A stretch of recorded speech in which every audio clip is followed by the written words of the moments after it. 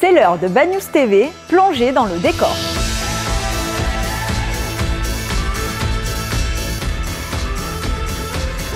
Depuis quelques semaines, la ville a créé une page Facebook sur laquelle vous pouvez retrouver toutes les infos et les actualités de vos commerçants et artisans sous le nom de Consommer Bad News. On vous invite à vous y abonner pour ne rien louper. La crise sanitaire n'aura pas raison de la magie des fêtes de fin d'année. Les concours des illuminations de Noël et des sapins faits maison et recyclés sont maintenus. Les modalités d'inscription et les règlements sont à retrouver sur notre site internet www.badnews-sur-mer.com ou en mairie. La distribution des colis de Noël aux aînés pour les 75 ans et plus se déroulera ce dimanche 13 décembre dans le hall de la mairie de 9h à 13h et de 14h à 17h. Si vous ne pouvez pas vous déplacer pour venir récupérer votre colis, vous pouvez contacter la mairie au 04 68 88 00 62 et nous vous le déposerons directement à la maison. Et si vous êtes absent, pas de panique, nous vous gardons le colis au chaud à la mairie, vous pouvez le récupérer à votre retour. Le confinement n'empêche pas les équipes techniques et les entreprises de continuer de travailler. On fait un point sur les travaux en cours. Dans le cadre de l'aménagement pour la véloroute de la Coumpascol, l'enrobé à chaud a été terminé.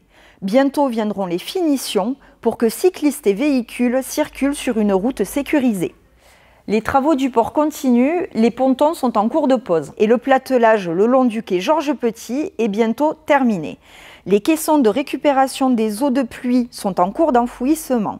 Ils permettront la filtration des eaux d'écoulement et ainsi empêcher les boues de s'échapper dans le port.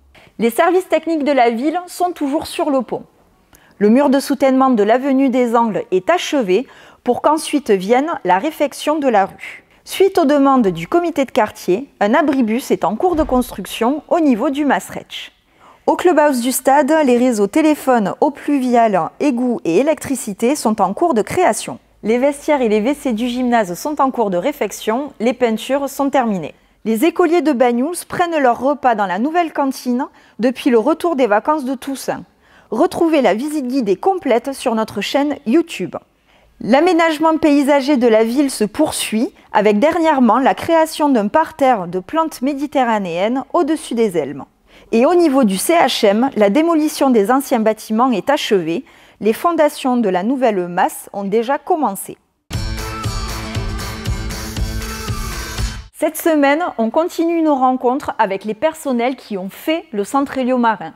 Voici les témoignages de Jean-Michel Gascou et Maryse Guinon. Je suis originaire de Perpignan et après mes études de médecine qui ont duré une dizaine d'années, j'ai fini ma dernière année de spécialité au centre de Cerbère. Là, j'étais médecin adjoint et j'y suis resté de 78 à 85 avec le docteur Bouffat-Versely, que tout le monde connaît.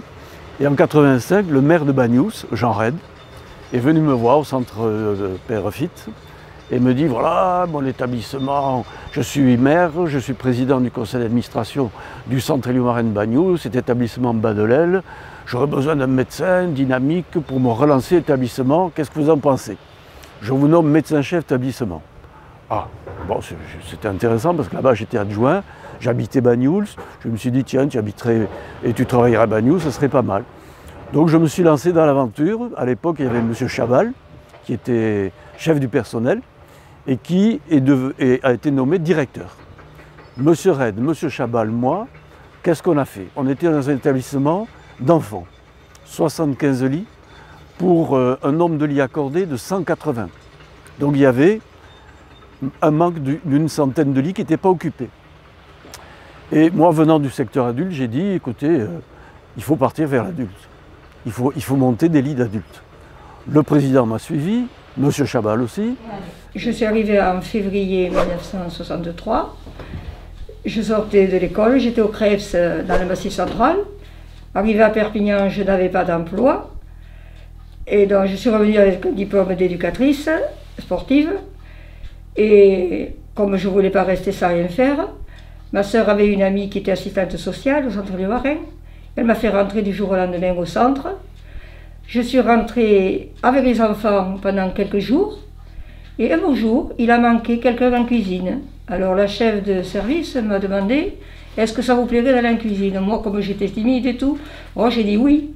Donc je suis partie avec M. Pujol en cuisine et pour une semaine. Mais j'ai adoré, après j'ai demandé à y rester. J'ai adoré. Et ce monsieur m'a pris sous son aile et m'a tout appris. La cuisine. Tout. J'ai adoré, ça a été comme un papa pour moi.